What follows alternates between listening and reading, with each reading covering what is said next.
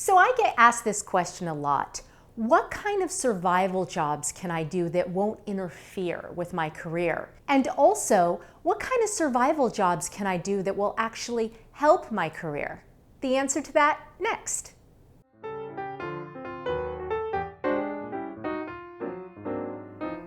Okay, we all know the story. We all know the story of the young man or the young woman that was the star in their high school play, and they moved to New York City or Los Angeles with a piece of luggage and a dream, and 1 month later they are waiting tables or they are working as a temp in offices. Now, neither one of these are jobs that are to be disrespected, but that's clearly not where they were going. So today I'm going to talk to you a little bit about survival jobs that you can have that not only will give you the flexibility to audition and to learn, but also will give you the ability to keep growing within your craft. So I'm going to hit on probably 5 or 6, but trust me when I say there are oodles out there. I'm actually going to tell you about 6 that I have done in the last 20 years of my life. The first, children's parties. Now, trust me when I say this is not for everyone.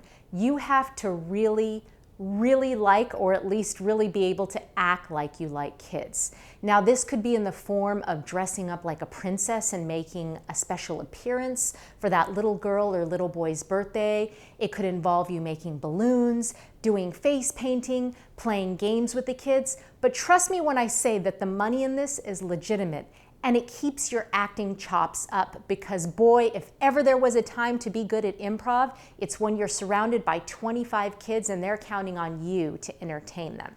So that's one. The second, singing telegrams. Now, I have loved my time doing this, and I want to add something extra in there. Right now, obviously, people aren't sending singing telegrams, but I do have a friend out there, Brian, and I'm going to tag him on this video, who is doing singing telegrams over the phone right now. So just to let you know, it can be done.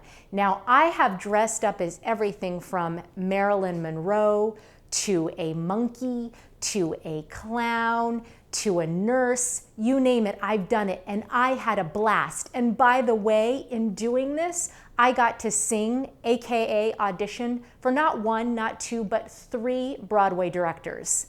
Am I right? I got paid, listen to what I'm saying, I got paid to sing on a Broadway stage for 3 different Broadway directors. Now, am I on Broadway right now? No. Moving right along, singing telegrams, children's parties. Next one, standardized patient work. I'm going to say this very seriously.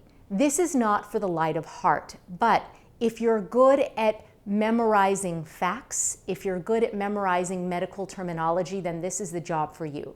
Basically, it entails you learning a case that you're coming in for, learning everything about your backstory and knowing how to present your problems honestly and authentically. Now, why you're doing this is so that student doctors that will eventually become our doctors have time to practice and have time to be judged on what they're doing wrong and, more importantly, what they're doing right. There are medical centers and medical colleges all around the country that are always looking for standardized patients. It's honestly one of the most rewarding jobs that I do. A casting director friend of mine, Tony Suddy, swears by this, loves it. She's amazing. Tony Suddy, I miss you. So that's number 3. The next one is corporate presentations.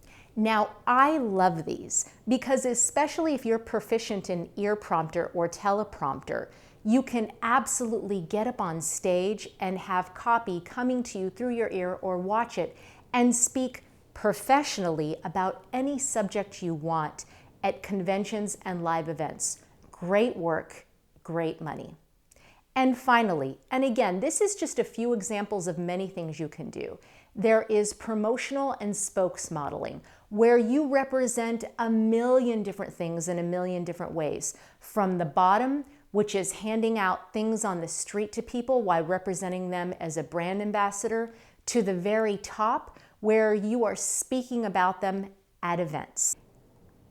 I think that if you can find a way to do something that feeds you while you're feeding your art, that's when you know you have found the right balance. If you are depending on your art to feed you, then already you're putting yourself in a very negative connotation. Think about that for just a minute. If you spend your whole life depending on your screenplay, your day player role, your co-star role to feed you, then suddenly all the play, it's gone. All the magic is gone. You are putting so much pressure on yourself to get that job, to pay your rent. No. Let's focus on other things that we can do above and beyond that.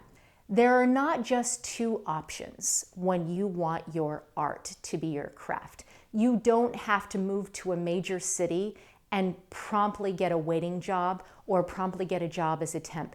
There are so many wonderful things out there that let you work, pay the bills, and still do what you love best, which of course is your art. Thanks so much.